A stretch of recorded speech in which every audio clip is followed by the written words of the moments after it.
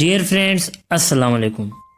अगर आप भी परेशान हैं कि सिंध पब्लिक सर्विस कमीशन में जो वैकेंसीज़ आई हैं इंग्लिश सब्जेक्ट स्पेशलिस्ट की, उसके सिलेबस के लिए अगर आप परेशान हैं तो एक बार ये वीडियो ज़रूर देखिएगा। काफ़ी जो है आपको आपका कंसेप्ट क्लियर होगा और एक हिंट मिलेगी आपको इस वीडियो में।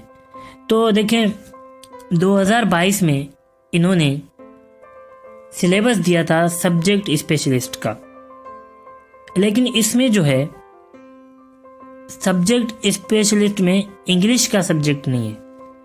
यानी यहाँ पे आप देख सकते हैं ये सब्जेक्ट स्पेशलिस्ट BPS 17 है। आप यहाँ पे देख सकते हैं ये मैथमेटिक्स का सब्जेक्ट स्पेशलिस्ट है और यहाँ पे जो रिक्वायरमेंट है वो 50% है। ठीक, अब ये मैथमेटिक्स का सब्जेक्ट स्पेशलिस्ट की रिक्वायरमेंट में आप देखें, जनरल इंग्लिश 20% और एकेडमिक 80%।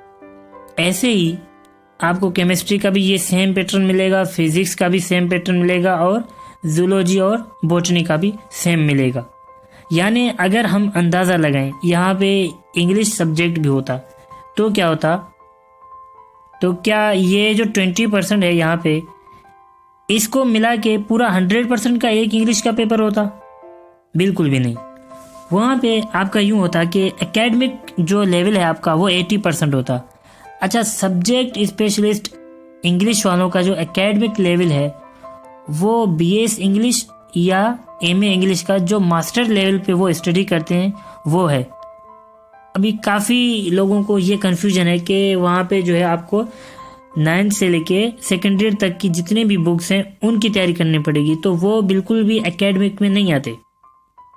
इंग्लिश सब्जेक्ट स्पेशलिस्ट वालों का जो एकेडमिक एजुकेशन होगी वो यूनिवर्सिटी एजुकेशन काउंट होगी और मास्टर लेवल के वहाँ से क्विज बनेंगे।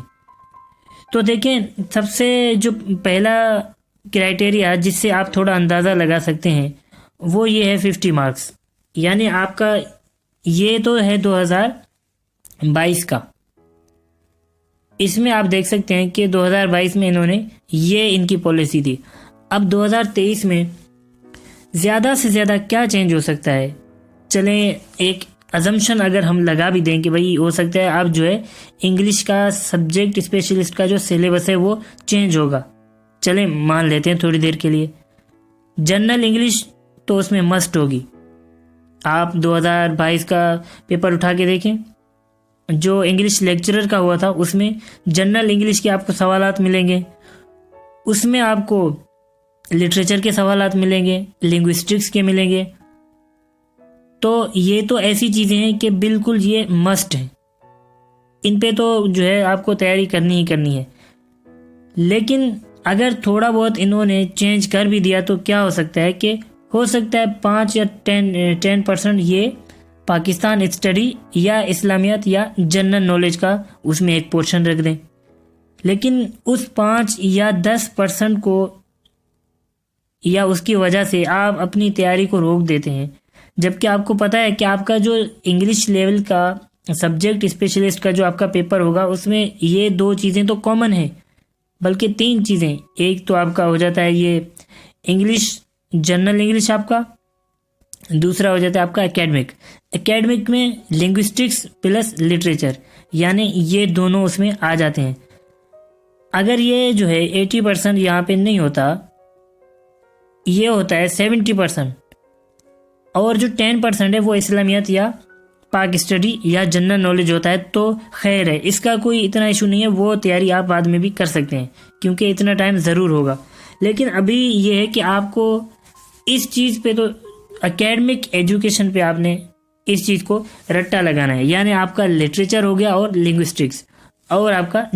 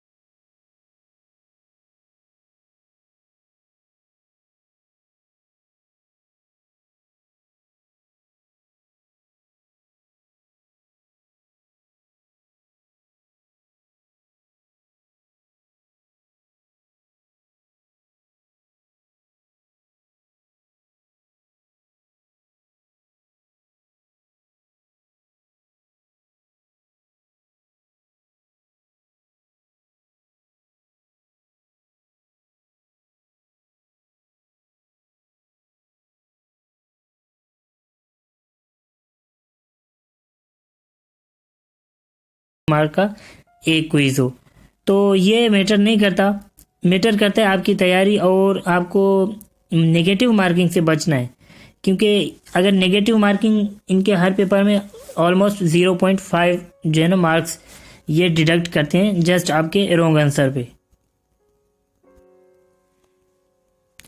ये एक जो है 2023 का पैटर्न हमने अपनी एकेडमी की तरफ से ये बनाया है कि आपका जो इंग्लिश लिटरेचर है वो आएगा 40% और 40% जो आएगा आपका लिंग्विस्टिक्स आएगा और 20% जनरल इंग्लिश। यानी ये जो बनाया है ये इनके प्रीवियस जो इन्होंने सिलेबस दिया था सब्जेक्ट स्पेशलिस्ट इंग्लिश वालों के लिए, ये वहाँ से बनाया है। ठीक है, अगर ये जो अगर आप लास्ट में देख रहे हैं कि ऑप्शनल, इसमें यूँ हो सकता है कि अगर इन्होंने थोड़ा बहुत चेंज कर भी दिया तो वो ये हो सकता है कि PhD या आपको जनरल नॉलेज ये 10% दे दें। अगर ये 10% होता है तो ये जो इंग्लिश सब्जेक्ट स्पेशलिस्ट और लिंग्विस्टिक्स थे ये फिर क्या होंगे, ये 30% हो जाएंगे और 20% ये हो जाएगा आपका 80% और 20% जो है आपका PhD और GK में आ जाएगा। लेकिन इन सब का अगर निचोड़ देखा जाए तो इन सब में जो भारी भरकम में एक पोर्शन आ जाता है वो आ जाता है आपका इंग्लिश लिटरेचर एंड लिंग्विस्टिक्स का। ये दोनों चीज़ें, बल्कि ये तीनों चीज़ें, इंग्लिश जनरल इंग्लिश या ग्रामर पोर्शन, ये तीनों चीज़ें बहुत इंपॉर्टेंट है।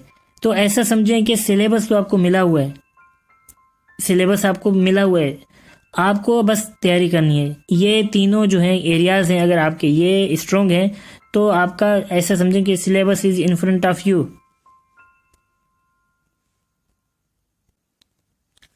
उसके बाद जो सबसे इम्पोर्टेंट पार्ट आता है वो ये है कि तैयारी कैसे करें, क्योंकि 3-4 महीने या 7-8 महीने जो हैं इस पूरे सब्जेक्ट स्पेशलिस्ट इंग्लिश के लिए काफ़ी नहीं है। क्योंकि काफ़ी ऐसे स्टूडेंट्स हैं जिनको जो है यूनिवर्सिटी कंप्लीट किए, किसी को 2 साल हो गए, किसी को 3 साल हो गए, किसी को 1.5 साल हो गया, तो काफ़ी चीज़ें जो हैं वो भूल चुके हैं। तो इसमें तैयारी कैसे करें, काफ़ी स्टूडेंट्स का ये भी सवाल होता है कि हाउ टू प्रिपेयर। अगर कोई बुक से तैयारी करते हैं तो बुक के लिए भी आपको टाइम चाहिए। क्यों टाइम चाहिए? क्योंकि आप अभी सिलेक्टिव स्टडी कर रहे हैं। आपको अगर पूरी बुक ही पढ़नी है तो ये कोर्स तो वैसे यूनिवर्सिटी में आप 4 साल में करके हैं, अगर ऐसे ही पढ़ेंगे तो ये 4 साल लग जाएंगे आपके हाथ में जब इतनी मोटी बुक होगी आपको कैसे पता चलेगा कि उसमें इम्पोर्टेंट पार्ट क्या है। यानी यही होता है ना कि अगर टाइम कम है और क्या होता है कि हम सिलेक्टिव स्टडी करते हैं। सिलेक्टिव स्टडी का मतलब है कि हमें भाई इम्पोर्टेंट पार्ट पता हो तो हम वो जल्दी में उसकी तैयारी करें। तो ऐसे हो कि आपके पास 2 से 1.5 साल हो, आप जो है फिर बुक से तैयारी करें। प्लेंटी ऑफ टाइम होगा, आप एक एक चीज़ को जो है हाईलाइट करेंगे, फिर उसके अलग नोट्स बनाएंगे। तो इसमें टाइम का जो एक फैक्टर आ जाता है। उसके बाद क्या है कि आपको PDF मिल जाएंगी। तो PDF में ये होगा कि आपको पता कैसे चलेगा कि आप जो हैं वो उस PDF से जिससे पढ़ रहे हैं आपकी प्रोग्रेस कितनी हुई है। यानी कोई चेक एंड बैलेंस, कोई मॉक एग्ज़ाम, कोई इस तरह कुछ भी नहीं होगा, क्योंकि आप PDF से पढ़ रहे हैं और ये कोई आपका जो क्विज़ नहीं होगा, कोई चेक एंड बैलेंस नहीं होगा। तो इस तरह आपको अपनी प्रोग्रेस का कोई पता भी नहीं चलेगा। तो ऑनलाइन क्लासेस हैं, हमारी एकेडमी जो है ऑनलाइन क्लासेस प्रोवाइड करती है, व्हाट्सएप के थ्रू भी, गूगल मीट के थ्रू भी और जूम के थ्रू भी। अच्छा, एकेडमी मैं इसलिए आपको सजेस्ट कर रहा हूँ क्योंकि उसके फ़ायदे हैं। वो क्या हैं? अभी आप देखें, इसमें यह होता है कि आप एक चीज़ पढ़ रहे हैं, अचानक वो चीज़ आपको समझ में नहीं आती, तो ये आपको हैंड्स ऑन एक्सपीरियंस भी मिल जाएगा कि उसी टाइम पे आपको कोई भी कन्फ्यूजन हो उसकी आपको एक्सप्लेनेशन दी जाती है, समझाया जाता है। दूसरी बात ये कि काफ़ी स्टूडेंट्स के पास बुक भी होती है और PDF भी होते हैं, लेकिन उनको फिर भी एक दिल में एक बात आ रही होती है कि क्या मैं जो तैयारी कर रहा हूँ वो सही है या सही नहीं है। क्योंकि वो अभी प्रोफेशनल लेवल पे तैयारी नहीं कर रहे होते, वो अपनी तरफ से फुल मेहनत कर रहे होते हैं, लेकिन दिल में फिर भी एक बात आती है कि यार ये जो मैं तैयारी कर रहा हूँ ये वाकई उस स्टैंडर्ड की है या नहीं है। तो एकेडमी जो है आपको एक प्रॉपर चैनल जो है प्रोवाइड करती है, यानी वो उनके पास एक ऑथेंटिक मटेरियल होते हैं और वो आपको जो गाइडेंस कर रहे होते हैं तो वो प्रॉपरली आपको गाइड कर रहे होते हैं, उनको पता होता है। चौथा पॉइंट ये है कि आपको एकेडमी में ये होगा कि आप अपना प्रोग्रेस चेक कर सकते हैं, क्योंकि न जाने आपकी तरह कितने स्टूडेंट्स हैं जिनके पास सेम यही डिग्री है और वो कहीं ना कहीं तैयारी कर रहे होते हैं। तो आपको कैसे पता होगा कि भाई जो आप बुक से पढ़ते हैं या पीडीएफ से पढ़ते हैं कि आप भी उस लेवल तक पहुंच चुके हैं या नहीं पहुंच चुके, क्योंकि आपने तो जो है एक कम्पिटिटिव एग्ज़ाम नहीं दिया ना अभी। जो दूसरे लोग उसकी तैयारी कर रहे हैं आपने तो उनके साथ कोई इस तरह का एग्ज़ाम नहीं दिया, तो कैसे पता चलेगा कि आप किस लेवल पे खड़े हुए हैं। तो एकेडमी में क्या होता है कि और भी स्टूडेंट्स होते हैं, आपका जब रिज़ल्ट मिलता है तो वहाँ पे आप कंपेयर कर सकते हैं औरों के साथ कि आप किस लेवल पे अभी खड़े हुए हैं। पांचवा पॉइंट ये है कि एकेडमी में टाइम सेविंग का एक फैक्टर आ जाता है। वो ऐसे कि जो एकेडमी वाले होते हैं वो ये सारी चीज़ें बुक से पीडीएफ से निकाल के जस्ट जो इम्पोर्टेंट पार्ट होते हैं वो आपको प्रोवाइड करते हैं और लेक्चर भी देते हैं, तो ये काफ़ी टाइम सेविंग है। और अवेलेबिलिटी ऑफ इम्पोर्टेंट मटेरियल, यानी जितना भी सिलेक्शन वो करते हैं उनको इस चीज़ का थोड़ा बहुत अंदाज़ा होता है कि अब जो है किस तरह के सवालात आ सकते हैं, क्योंकि काफ़ी ऐसे बार होता है कि वो चेक भी करते हैं और पास्ट पेपर्स भी उनके पास होते हैं। और तीसरी बात यह है कि जो हमारी एकेडमी है वो आपको वैसे तो सारा जो इंग्लिश पीरियड का एक लिटरेचर का एक दौर है वो सारा पढ़ाएंगे, लेकिन वहाँ से भी तैयारी कराने के साथ साथ वो आपको पास्ट पेपर्स से भी आपके ना क्विज लेंगे, क्योंकि past papers they are very helpful in any exam. आप कोई भी एग्जाम की तैयारी करें, अगर आप पास्ट पेपर्स को उठा के देखेंगे तो आपको काफ़ी जो है उसकी हेल्प मिलेगी। हमारी एकेडमी एनएफ एकेडमी में देखें तैयारी का जो मेथड है वो ये है कि आपको सबसे पहले कोई भी आप दौर पढ़ रहे हैं, यानी ओल्ड इंग्लिश पढ़ रहे हैं, मिडिल इंग्लिश पढ़ रहे हैं या रिनेसां पढ़ रहे हैं, सबसे पहले क्या होता है कि आपको हिस्टोरिकल बैकग्राउंड बताया जाता है कि भाई अगर ये ओल्ड इंग्लिश इसको कहा जाता है तो क्यों कहा जाता है, या इसको मिडिल इंग्लिश कहा जाता है तो क्यों कहा जाता है। एक हिस्टोरिकल बैकग्राउंड बनाते हैं जिससे जो है आपका एक कंसेप्ट क्लियर होता है। उसके साथ कैरेक्टरिस्टिक्स ऑफ द एज बताए जाते हैं कि ओल्ड इंग्लिश जो है वो चली थी, उसमें क्या ऐसी ख़ास चीज़ें थी, लिटरेचर में क्या नुमाया चीज़ें थी, या कौन जो था थ्रोन पे बैठा था, यानी काफ़ी इस तरह की चीज़ें जो भी उस एज में होती हैं वो सारी आपको वन पेपर पे जो है इसी पीडीएफ में ऐसे ही होगा, वो सारी चीज़ें आपको दिखाई जाती हैं एक पेपर में। उसके अलावा क्या होता है कि इम्पोर्टेंट लिटरेरी फिगर्स में आप राइटर्स ले सकते हैं, पोएट्स ले सकते हैं और उनके इम्पोर्टेंट काम, यानी जितने भी राइटर्स इम्पोर्टेंट थे उनके काम और उनके काम की नौइयत, यानी किस जॉनरा में आते हैं, ये भी सवालात आते हैं इस तरह के। उसके बाद क्या होता है, ये हमारा जब ये सारी चीज़ें ख़त्म हो जाती हैं, आपने कोई उसका हिस्टोरिकल बैकग्राउंड भी पढ़ लिया, आपने उसके कैरेक्टरिस्टिक्स भी पढ़ लिए, पोएट्स भी पढ़ लिए और इम्पोर्टेंट वर्क्स भी पढ़ लिए, तो क्या होता है उसके बाद एक रिवीजन के लिए 1-2 दिन दिए जाते हैं और फिर आखिर में एक क्विज़ होता है। क्विज़ के बाद जो रिज़ल्ट होता है वो ग्रुप में शेयर किया जाता है ताकि हर कोई अपना रिज़ल्ट देखे और ख़ुद की तैयारी को दूसरों के साथ कंपेयर करे कि भाई मेरी कितनी तैयारी हो चुकी है। ये जो भी आपको डिस्प्ले दिखाई दे रहा है, इस तरह के हमारे नोट्स होते हैं, पीडीएफ में प्रोवाइड किए जाते हैं। उसके बाद क्लास होती है व्हाट्सएप पे। तो ये जो आप देख रहे हैं जिस तरह कैरेक्टर ट्रिक्स हैं यहाँ पे, और ऐसे ही जो है कोई एज होता है उसमें आपको जो है ग्राफिकल रिप्रेजेंटेशन के साथ समझाया जाता है, काफ़ी जो है आपका कंसेप्ट क्लियर किया जाता है।